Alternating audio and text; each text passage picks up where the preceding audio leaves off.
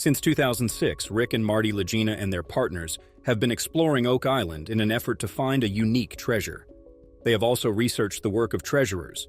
They were preceded by hunters such as Gilbert Hedon, who excavated the Hedon shaft in the 1930s.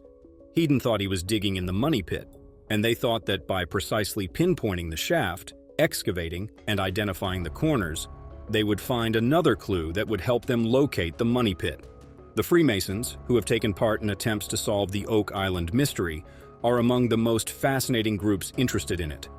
Freemasonry's beginnings can be traced to Europe in the 17th century, when brilliant thinkers and intellectuals established a covert organization to seek spiritual enlightenment.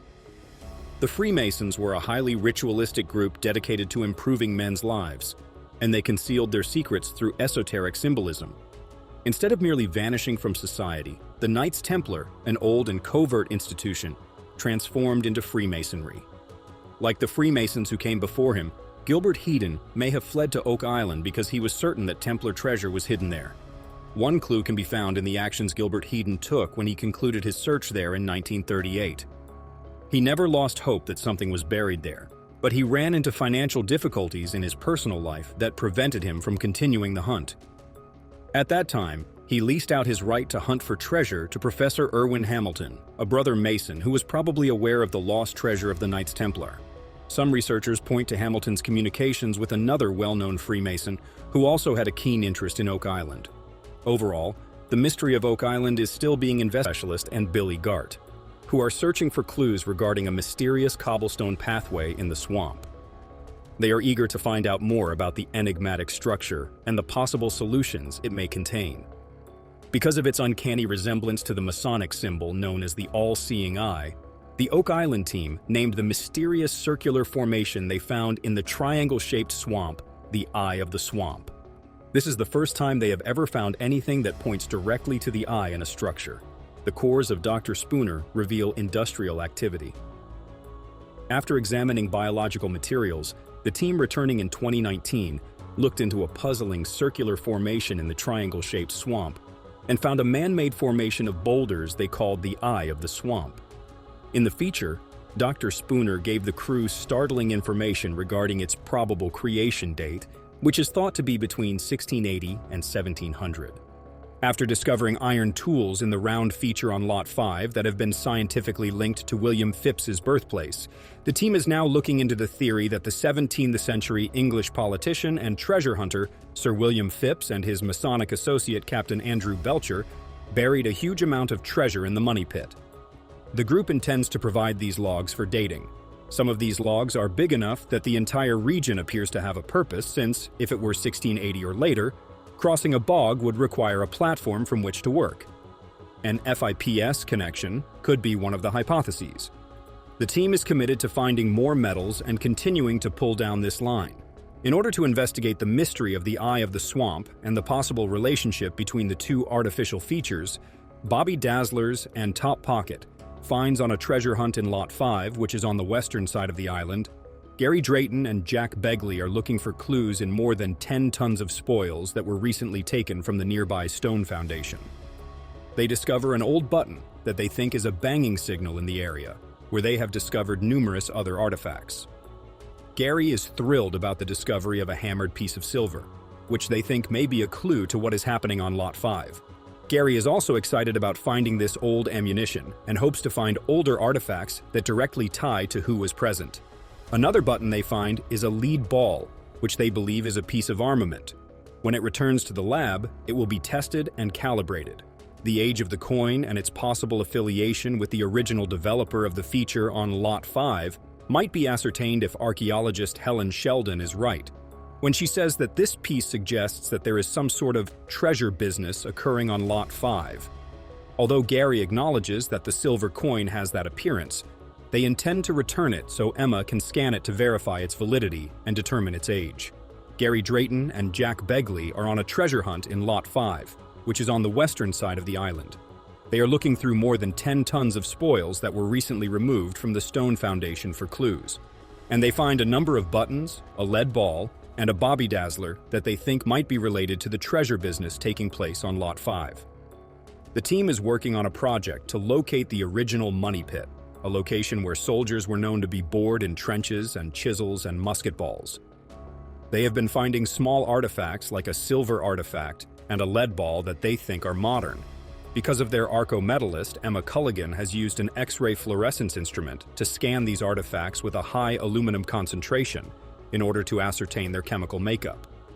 The lead ball, on the other hand, is more intriguing because of its oddly pitted appearance and the fact that it has been used for something else. The hammered silver is modern because of its high aluminum content, but it still has a fascination that makes it sparkle. According to Emma, this Lot 5 characteristic predates the current artifact recovery by a significant amount. The team has gathered a diverse range of findings, many of which are distinct and unusual, possibly dating back to 1700. The scallop disc, which is thought to be quite old, is among the earliest discoveries.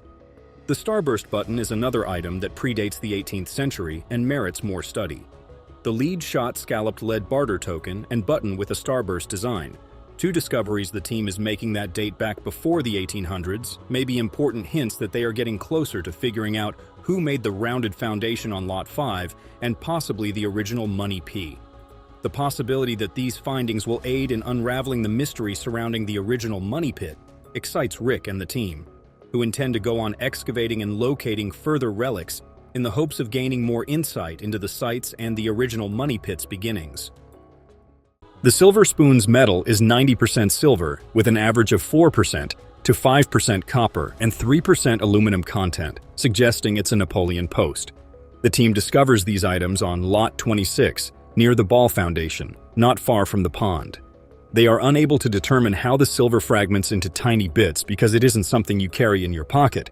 Therefore, they believe it was shattered on purpose, probably using axe silver. Since they don't appear to match, the two pieces stand out. The discovery of two distinct pieces of silver that are thought to be a component of a treasure discovered on an island in the late 1700s is examined in the text. One of the island's original property owners, Samuel Ball, was a prosperous cabbage grower who passed away. The finding of these silver spoons adds a sense of mystery to the circumstances at his home. The spoons' close proximity to one another and the iron found nearby raise the possibility that there was a plan to process or melt down silver. The conclusion derived from this discovery is that someone was melting the silver down, offering a clue as to who Samuel might have been. The distance between the silver spoons and the well on Lot 26 is also noted as 40 feet, and the well water is one of the few places where there is silver in the water. Richard is urged to keep looking for other pieces, because the more information gathered, the more concrete facts and speculation can result. The text ends by suggesting that since the area is one of the few places where silver is found, the next step is to find out if there is a smithy there. This could shed light on Samuel's reputation as a hard worker and creative individual who was an expert in his field. The team is looking for more than 10 tons of spoils from a mysterious rounded stone feature on Lot 5 that is located a few yards to the east. The team has discovered a number of amazing artifacts, such as a fragment of a 17th century English silver coin and a 14th century lead barter token. These items may be related to the Knights Templar's medieval order. Additionally, Lot 4 had an intriguing button that may have been made between the late 1600s and the mid-1700s. It is unusual that no buttons for clothing or tunics have been discovered previously. The button may have been made in the 17th century and may have been connected to the cut English coin discovered in the round feature on Lot 5. Finding a button excites the team because it might include military insignia that would enable the archaeologists to locate the events on Lot 5. Additionally, the scientists discovered an ancient coin weight that seemed to be lead. The team is thrilled about the prospect of discovering a lead coin weight since it may have been connected to the Knights Temple and could have been used to divide up amounts of treasure. This kind of coin weight was used by merchants and farmers as early as 305 BC to guarantee the true value of coins and prevent counterfeiting. The team is eager to keep looking and discover more priceless items in the vicinity of the money pit. Archaeologists have found that the money pit location has a significant concentration of precious metals. Rick Lagena and Gary Drayton. In Lot 5 spoils, archaeologist Lennon and Arima metallurgist Emma Culligan are searching for a gold coin and potentially a lead weight. The round feature on Lot the 5th of May shed light on the use of the round feature. Emma scanned both artifacts using the Skyscan 1273 CT scanner and the X-ray fluorescence ENT spectrometer XRF to ascertain their composition. She discovered that the copper-iron alloy had a high content of lead, no aluminum, and no severe indicators of modernity. The composition is believed to be between the 1700s and early 1800s English. The lead weight on Lot 5 is thought to be modern with an extremely high phosphorus content, which is not typically found in lead alloys until the middle of the 20th century. Emma disagrees, arguing that the lead weight is more recent than the archaeologists believe. The lead weight on Lot 5 is a good candidate for laser ablation, a testing method that uses a powerful laser to remove a microscopic sample from the surface of objects composed of lead. The sample is then analyzed to determine its specific isotope value, which can reveal not only where the object may have originated, but also its approximate age. To follow up on this finding, the team intends to use laser ablation and find an expert to weigh in on the findings. The group is keen to uncover other ancient coins and other important details regarding the find. Marsh and its possible treasure caches, the team is committed to finding answers to these issues.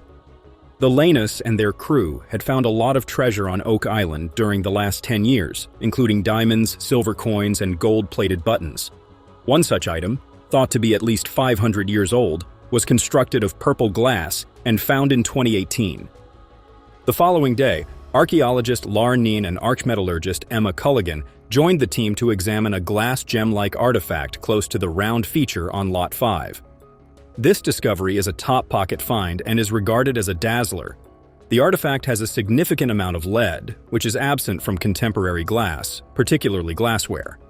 The glass, known as paste, is highly content flint glass that has been crushed up and molded.